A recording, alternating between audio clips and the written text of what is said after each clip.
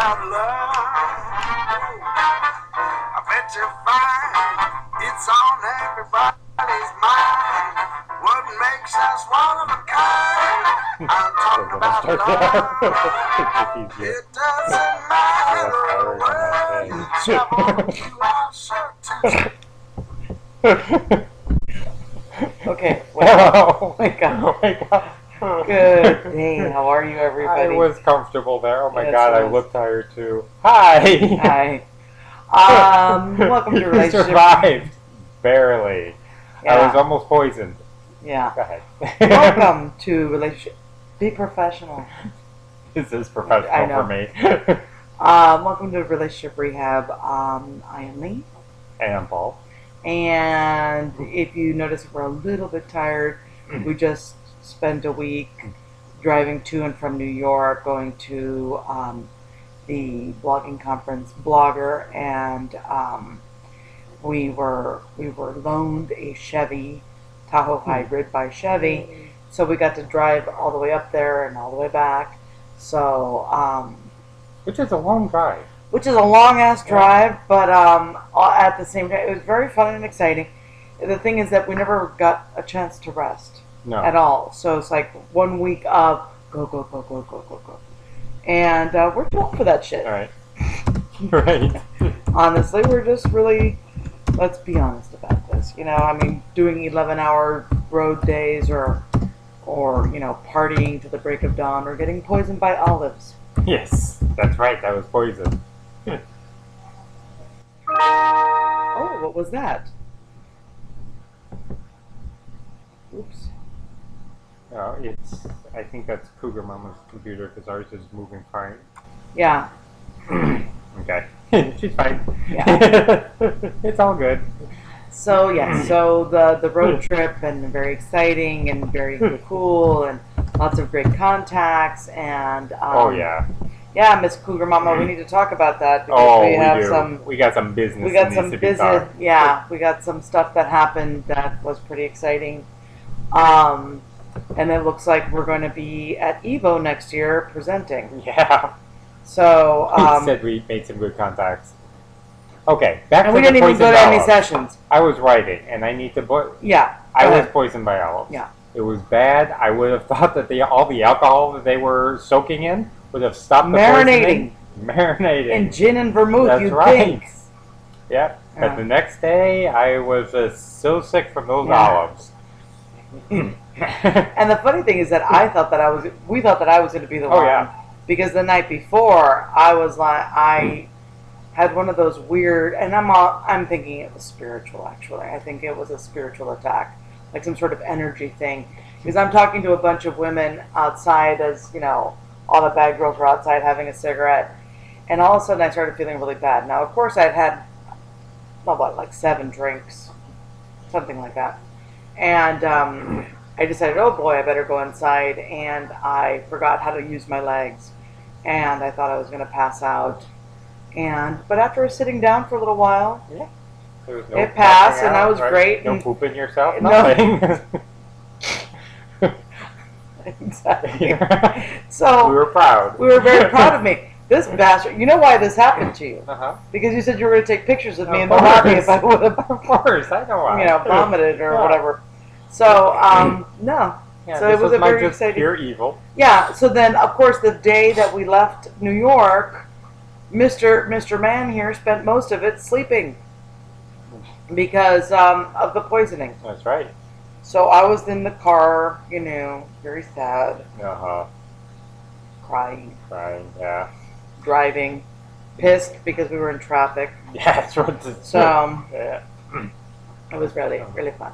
And we got to go to Washington, D.C. Mhm. I started getting sick, so we stopped in Washington, D.C., and we got to spend some time with our friend Jennifer, Mhm. and that was really nice. And that was very nice to see her. And next month we get to go to her wedding, so we're excited about that. We are very happy about that. Yes. Hell, I think we're happier than she is. It's true. Yes, she finally gets to marry her partner because they legalized gay marriage over there. So she's getting married to a partner of 10 years, and we will be there for the wedding. And because they have their inns, we get to go to the White House. We're That's going to go to get a private tour Right. Go hang out with of the Obama. West Wing. So You know, have a cigarette with him. I'm going to have a cigarette with Obama. In the back of the White House. That's right. Not that kind of cigarette. Not that kind of cigarette. But then again, I don't know. He's cool. So, actually, as a segue into our topic today, yes. Once we got back to our house, everything in the universe broke down. I mean, let's see. Our AC broke down. Our internet and cable and TV and all that was gone. Right. And there was some dead rodent thing festering in the walls of our house. Yes, this is what we get for living in farm country. Yes, yeah. This is because of farm country, Yeah. not because we live in squalor. That's something very different. You told that to someone. Who did you? Oh, you told that to Shannon Eyes from CBS Morning News. Thank you. Uh-huh. That's what I wanted her to know. Yes, that was the contact we made. Yes, hey, We I didn't made know. sure to... I know. Yeah, These are the- make sure, yeah. That she didn't think we were, Pigs. moving- Yeah, pigs, right? We're not that clean, but we're not pigs. Yeah, so I was feeling a little stressed when we first came back. Oh no, we were feeling a little pissed. It's like, I'm about to get back in my little Chevy Tahoe hybrid and drive up north again. That was as I had to do everything I could not to just hop in the car and start driving north again, because I was like, okay, I'm going to take a can of gasoline to the house and hop in the car and we're good. Yeah. Oh, and our son had 9 stitches. Oh yeah, there was that. Yeah. Which actually is the perfect segue to what we're talking about That's a today. good one too. Yeah. And since we are about to start the stuff, you want to show the stitches? Show Come the here. stitches. Come here. This is our 6-year-old Bobby. Here, get in Come here. front of Come me. over here. Yeah, there is his stitches. Notice how close they are to the ookie spots. So, thank Here, you. Get your face in there. Hey, and get say your hi. face here. There, get No. your face in and say hi. Say hi. Say hi. Hi. You got your Igor hair. Yeah. We're going to Okay, fix that go. today. Okay. Get your shit. Yeah. So yeah, we found out about that on Thursday of the. Oh, you need to come in too? You didn't get any stitches? No. This is the one who gave him the stitches.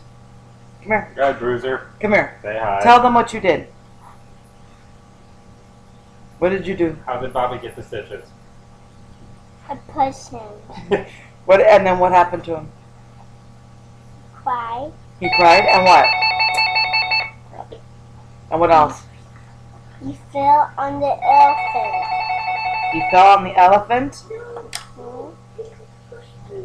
Yes, he pushed. He already said Sure, he it. said it. And he fell on the elephant, and then what happened? Did he go to the doctor? No, to the hospital. You went to the hospital? Did you get scared? Lie, you did. You were scared. And then what did you say to Bobby when he came back? Sorry? Yeah, you said you were No, sorry. he was already asleep. Okay, now you go. Scram. He Scram. was here. Okay. Okay, good. Everybody leave. Scram. But Jeannie's the only one that doesn't want to be on TV. Yeah, right. That's Jeannie. Anyway, so yeah, that Thursday that we were at the conference, we were in mid-swagger. We had had a few drinks already. Realized the only reason we went to the conference was for the networking and basically the partying, because that's there was a special we could just pay to go to the parties and meet people, and that's what we were there Yeah, that's for. what we were there for. So we were in hardcore mode. Mostly, Yeah, right. There's a drink in one hand, so, we're drinking, he gets a phone call, immediately the blood starts pumping. The blood starts pumping, and, you start, depending on who you are, you start coming up with solutions on how to deal with this. Our understanding was that the 3-year-old had fallen Mm-hmm. and gotten cut, and he was going to the hospital. That could have been the booze. It could have been the anxiety. We didn't get the message right. So we went up to our room. We got all the pertinent information, insurance cards and stuff like that. Went back down to the front desk to fax over the stuff to Mariners Hospital in Key Largo because they were staying with my parents. And then we find out as I'm talking to our daughter, who was handling everything, which, as an aside, was wow. Mm-hmm. Because our daughter, well, she's 17, and you think, in my world, when I was 17, I could handle these things because that's how I was trained. But Jeannie's blind, hard of hearing, had a stroke when she was born, and has Asperger's. And yeah, no, I mean, I don't expect her to be able to do that. But yeah, she did. She handled it all, and we couldn't be more proud of her. Mm-hmm. So, then we find out it was Bobby. It wasn't Ricky. So then it was like, okay, back upstairs, go back down. In the middle of all this, we're taking pictures with, what the hell was that? Sugar Mama, Sugar Baby. One of the other people from Mingle Media. She has a show on Tuesdays, I think it is.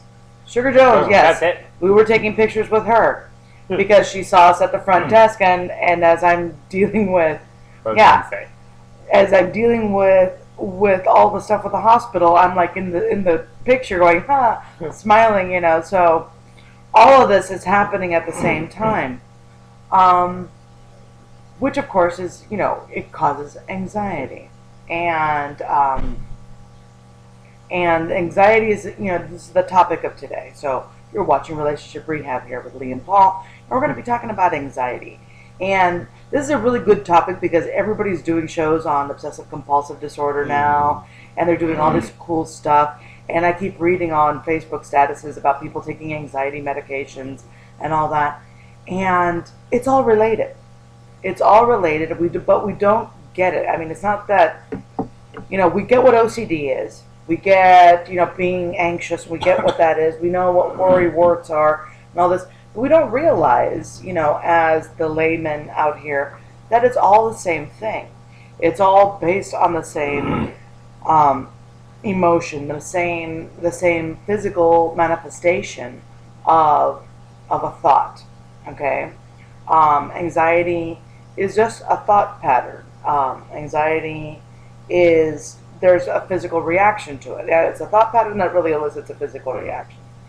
And we talk about things like the mind-body connection. Right. It's with anxiety that you can most right. And I mean, you could see it with most emotions. You could, like but when that's people, the one that people really. But no, but even but we say it with everything, because when you're in love, you get the butterflies, you get your stomach all blah, blah, blah, whatever. You feel dizzy, all this. There is always a physical component to every emotion, but to anxiety, anxiety comes on a continuum. You have what we would call normal, healthy anxiety, and then you would have unhealthy, pathological, dysfunctional anxiety. And then there's a million little spots in between those two things. Now,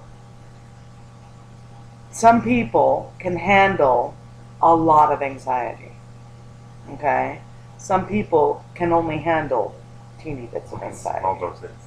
And depending on how low your threshold is for anxiety is whether or not you develop an anxiety disorder. Also, it could indicate that you have some sort of personality disorder. Okay? So, I'm getting very clinical today because I'm in the mood. Because I've been watching a lot of OCD Project and Obsessed on A&E and all this stuff. Because I love all that stuff. I mean, I'm a trained psychotherapist. I went to school for this stuff. I practiced for 20 plus years. This is what I love to do. And as I was talking to somebody, a blogger, about it, I'm like, this isn't my job. This is who I am at this point. I don't, it's like an artist. It is exactly that. It's like Jeannie was commenting last time we were watching So You Think You Can Dance. And one of the dancers said something like, dancing is my life. And she's like, dancing can't be your life. And I'm like, you don't get that because you're not there yet. Right. Where something that you just adore just becomes who you are. And that's where I am. Mm-hmm. That's where I've been for a long time. Yeah. So, anyway, anxiety. So let's talk about normal anxiety. Anxiety is the thing that gets you out of bed in the morning. Yeah. Anxiety. Which I didn't have any of this morning. Yeah. We were supposed to get up at 6:45. 6:45, and the alarm went off, and I realized that I don't have that need today. So, right. We were going to go down to the Keys to get Jeannie her ID, her Florida ID, and the reason why we would go all the way down to the Keys to do that is because here in Miami, if you wanted to go get a driver's license or an ID, you would literally have to block off a whole day. Yeah. And even if you have an appointment, you would literally need to block off at least half your day. And in the Keys, it's like there's nobody there. Right. So you walk in, you walk out. Within 10 minutes, you have your ID and whatever. And so I always get my license and stuff like that in the Keys. And it's just easier. You know, it's down the street from my mom's house. And, you know, it's just easier for us. Right. So we were going to go down to the Keys, come back before the show. Now, if you think about it, you know, okay, so we would have had to have developed the anxiety of like, okay, let's get up. Because we already had the impending anxiety of the show has to come on at noon. Right. Okay, that is a set anxiety. Right. And the reason why we wanted to leave so early is because in case there was any problems, we'd be able to come back in time. Right. So all of a sudden, what we were doing was creating a bigger anxiety. So not only did we have to go down there and get our ID and whatever, we had to come back in time to be able to do the show. Which actually is one of the things that kept me in bed. Right. I mean, to be honest, and you know, I mean, there was also the I just want to sleep, which was mainly what kept me in bed. But it thought it was me. It was. It was diffusing the anxiety because I knew that we had to get down there, you know, be on task and get back. And it's like, you know, why are we doing it? Yeah. Why are we creating? Why are we creating this anxiety? So we decided not to, and we're going to go after the show. Right. No big deal. And then we can come back whenever we want to. We can spend the night there if we felt like it. Actually, no, because I have other anxieties today. Sorry. Okay. Things to do. Yeah. As long as you don't share, I'm good. No, I'm going to go register people for the training this weekend. Oh. Yeah. Is that tonight? That's tonight. Okay. Right. So, yes, tonight I get to, like, you know, put my trained eyes on people going into a training, and my job is basically to pick up the whackers. Yeah, she's a screener. I'm the screener, and I'm good at it. And you know, so good at that my friends actually, you know, like, you know, take bets, and you know, I have our friend Nadine, my twin sister. Literally does one of those. She's like, "Girl, you're so good." I'm like, "I know." Yeah, it's not a bet as to whether she's right. It's a bet as to how long it will take for them to manifest. Well, when are they breaking? Right. So yeah, and the training isn't that intensive. You know, this is one of those like startup little trainings. You know, this is like the introduction. Yeah. So they really shouldn't be breaking that much. I mean, maybe by Saturday afternoon. There should be some. I mean, if they have any kind of pathology, but anyway, so that's my job, and that I get to do that tonight. So anyway, so that's the normal anxiety. We have, you know, getting up in the morning, going to eat something. You know, when you have hunger, you know, we don't pair those feelings. You know, we don't really, we don't label the feeling of hunger as anxiety, but it is. It's like the moment that you feel the pang of hunger, it creates an anxiety. It's the one that sends the little message to your brain saying, go get some food. You know, and anxiety in this case is extremely helpful because it keeps you alive. Without that anxiety to feed yourself when you are hungry, then you would die, ultimately. Right. You know, when you short circuit that, so then what happens with people with eating disorders is that and notice how I said we, that we misinterpret, we deny, we not misinterpret, that we basically short circuit that message. We short circuit the message that we're full. We short circuit the message that we're hungry, and we misinterpret other signals as either hunger or being full. And then when I'm talking eating disorder, I'm talking, you know, from anorexia, bulimia, you know, overeating, things like that. So, Wait, you lost me though. What's that have to do with anxiety? because that message, the message of being hungry, Mm-hmm. that we misinterpreted or we cut it off. Oh, okay. That's the pathological. Got it. That's the pathological part of it. Right. You know, that's what's dysfunctional about those things. Because it starts with anxiety. Mm-hmm. I'm hungry. Right, which is good. Which is good. You need. You know, because of, you know, obviously if you think about evolutionary, it's like obviously you want to go, okay, you're hungry now, go hunt something or go Right. get some berries or whatever the hell Right. you're eating then or whatever. When you start misinterpreting that, you know, when you start denying that feeling, then your body goes into shutdown. Okay, so this is an anxiety to keep you alive. And we squash it, we say no to it, or we overindulge in it. Got it. So that's Okay. where it becomes dysfunctional. Okay. Thank you for the question. I listen. So, you know, I asked my daughter, I'm like, do you get what anxiety does for you? Do you get how anxiety is a positive thing? Anxiety is a thing that makes you ambitious. You know, I want to be ambitious. So then you have that anxiety. You know, it's like the thing is that we take that word anxiety and we give it a negative connotation. Anxiety is not negative. Anxiety can be very positive. Mm-hmm. Anxiety is that thing that makes you get out of the way when the car's coming. You know, I mean, anxiety is an important part of our lives, and what we've done in our society is learn to numb it out, and that we have learned through our through media, through your connections with other people, that having any kind of anxiety is negative. Mm-hmm. So we numb it out with pills. We numb it out with booze. We numb it out with food. We numb it out, period. Numb it out with sex. That's Mm-hmm. another way of numbing it out. We try to control it. We try to control it. One way or the other. Still, that is, you know, it's like the worst thing you could do to it. Because then what ends up happening, because you see, it is rational to say, I got to get up and go to work because I need money. Mm-hmm. That's a rational anxiety. Okay? It becomes irrational when we keep denying our anxiety or keep squashing our anxiety.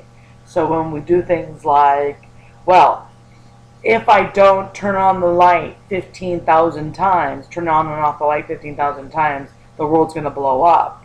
That's an irrational fear that we've created through our anxiety. You see, I mean, that's the wide spectrum of anxiety.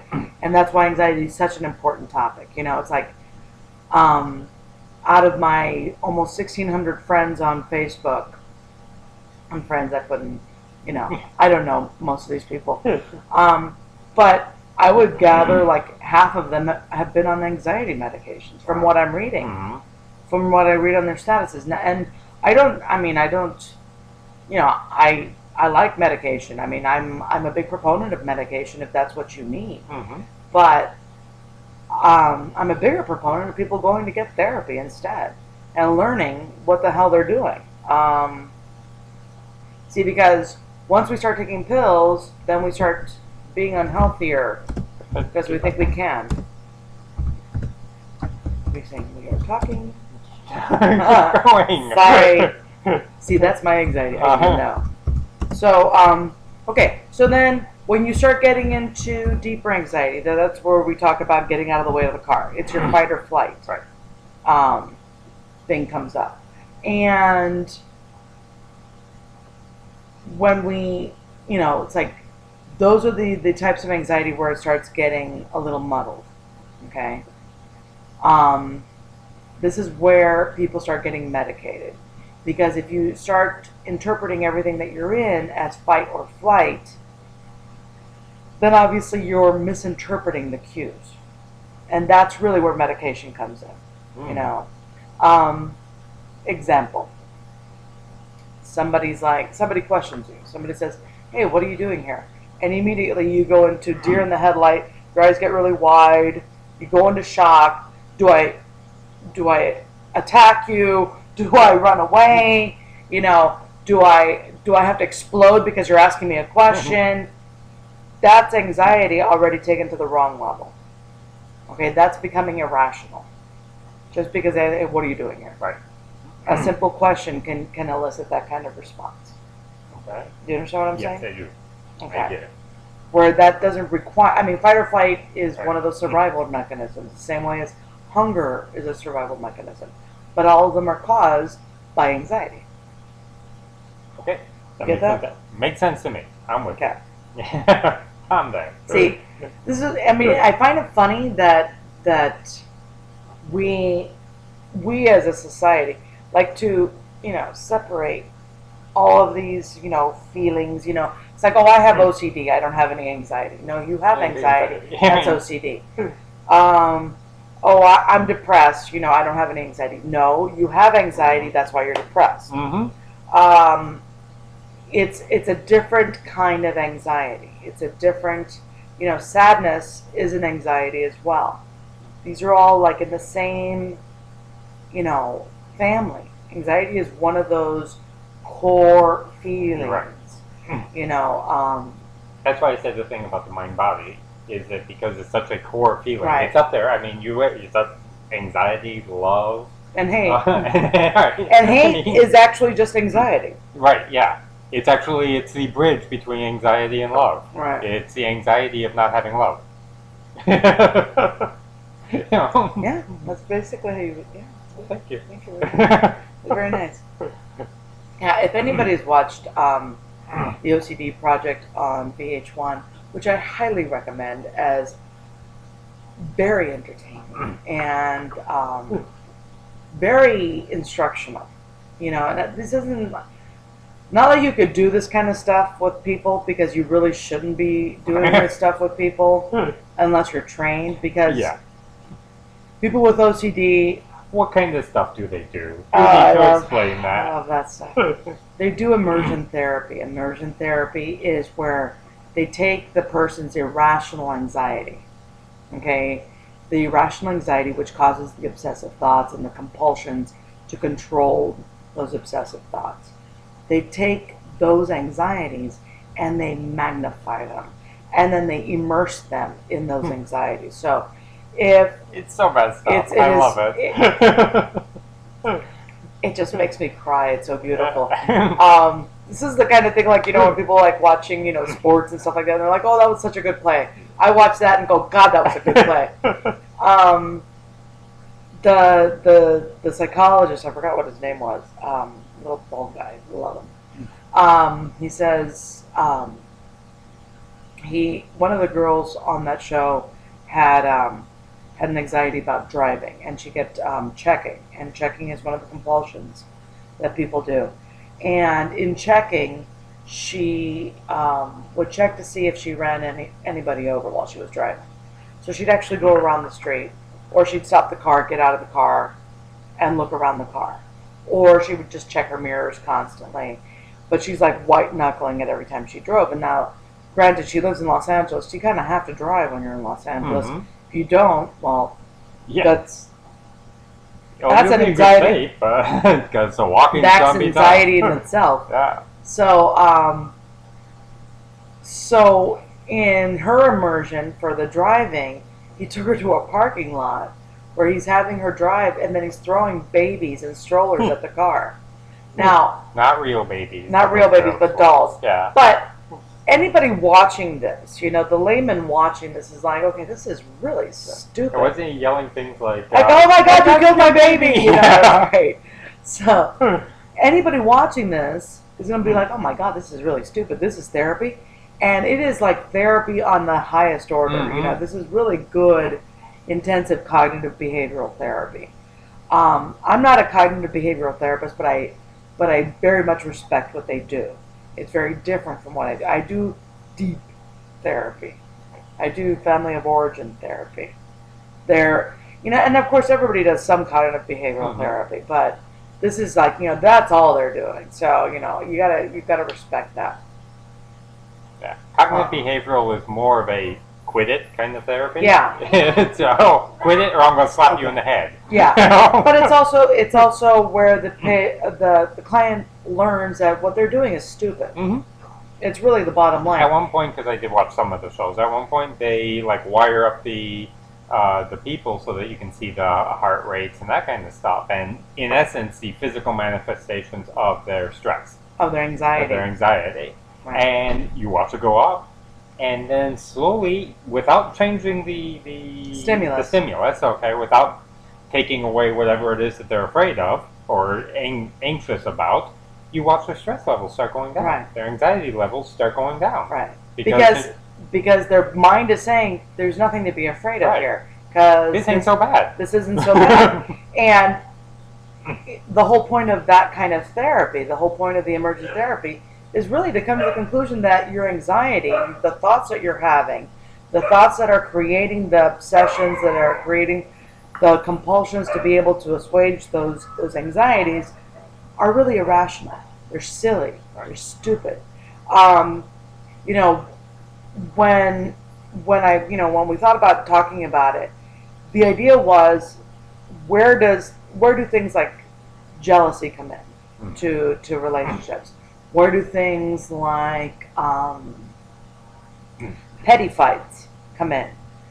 And it all starts with anxiety. It all starts with those irrational thoughts. And we all have them. We have them. I mean, we have them all in spades. We just don't identify them as irrational. Right. That's the hard part. Yeah. Is that identification. We don't actually say, geez, you know, believing that if I have no money in the bank, I am a piece of shit, is not irrational. And you know how many people believe that? A bazillion people believe that. Right. A bazillion people believe that their worth is connected to their bank account. And that is an irrational belief that is so destroying to the ego, to the self, that I think that's what holds everybody hostage, especially in times of crises like now. Yeah. You know, this is a big deal now with the economy. You know, a lot of marriages are breaking up right now because of these irrational beliefs that I'm a piece of crap because I ain't got a job. Right. I'm a piece of crap because I can't maintain my family. I'm a piece of crap because I'm not able to, you know, do what needs to be done to have us live in the way that I think we should be living. Right. Okay? And when we start saying things like, I think that we should be doing that, and the should, already we're already in the irrational. Right. Because the should is an irrational thing. Something you made up. It's something you made up. It's like a rule you made up for yourself that has no basis in reality. Okay, so we should have 3 cars. Why should you have 3 cars? You only have 2 drivers. That's right. You know, my favorite one from the family that we get all the time is that you guys should have 2 cars because you both drive. And it's like, yeah, but we're always together, so we only really need 1. Right. It's like, oh yeah, but you should have 2. Well, what if you need to go somewhere and he needs to go somewhere?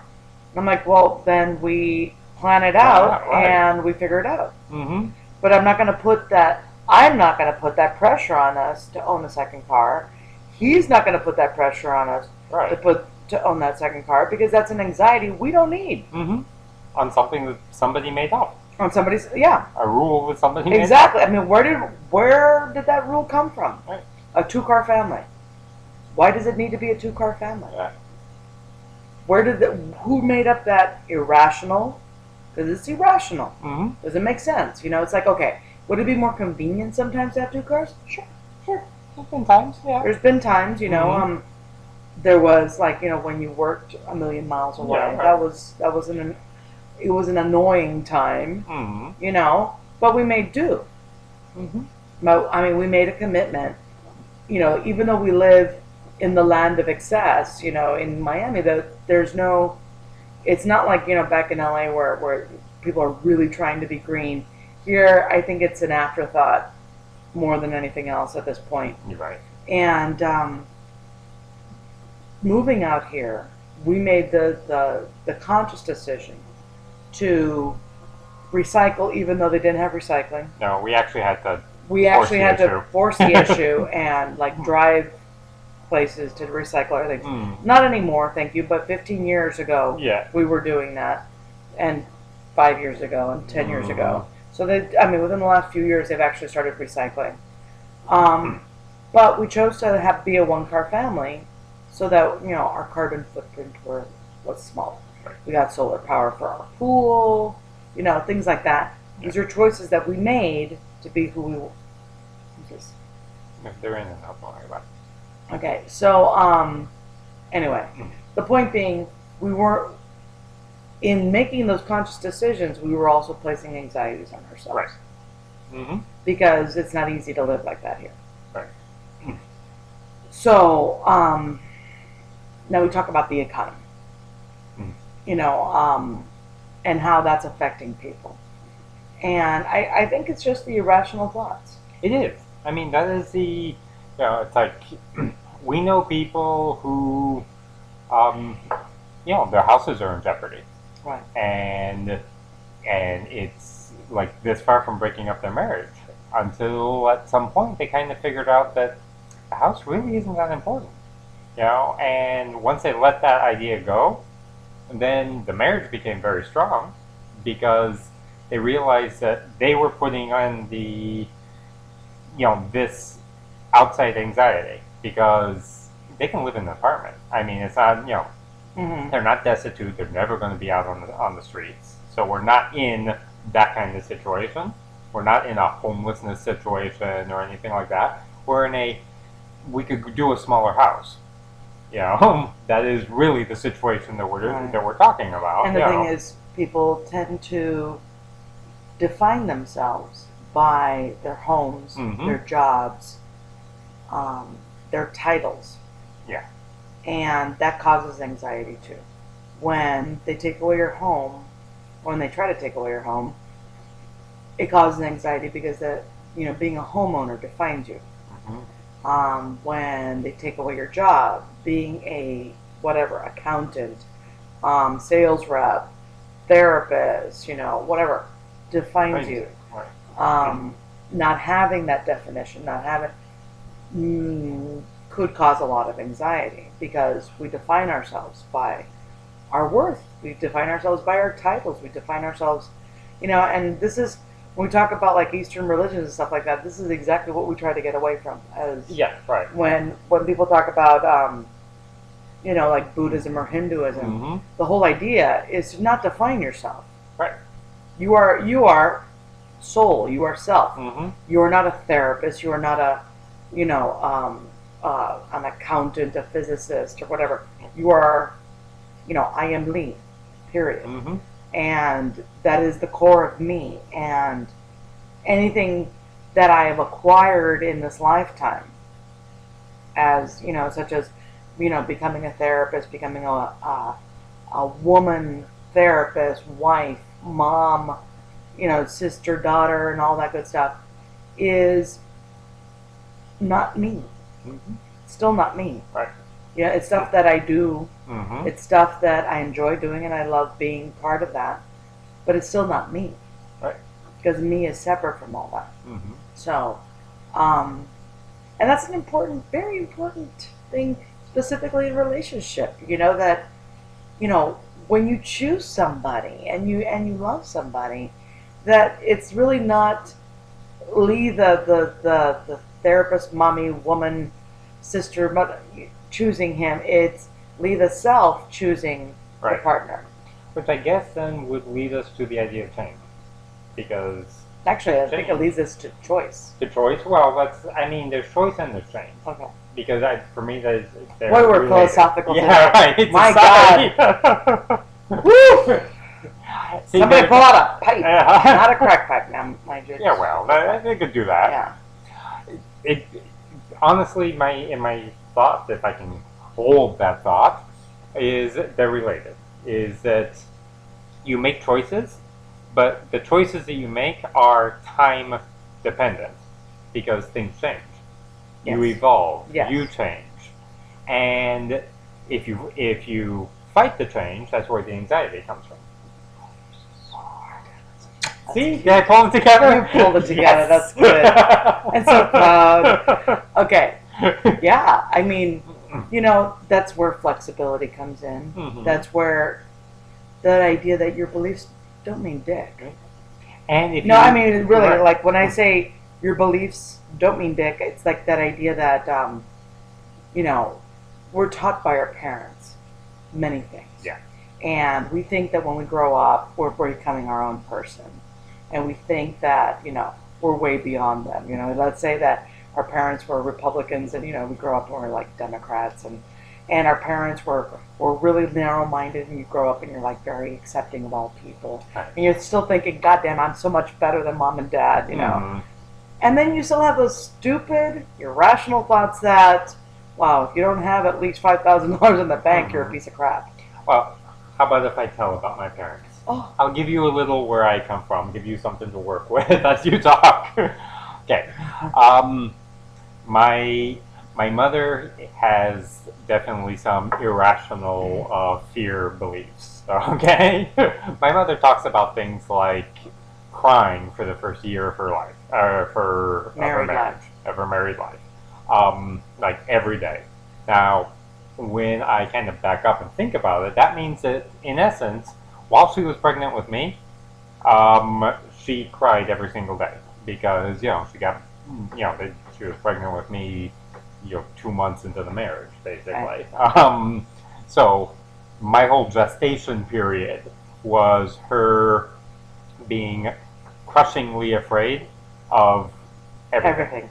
Of being married, of having a child, and these are stressors. I mean, I see, when you're first married, that's a major, there's some anxiety there.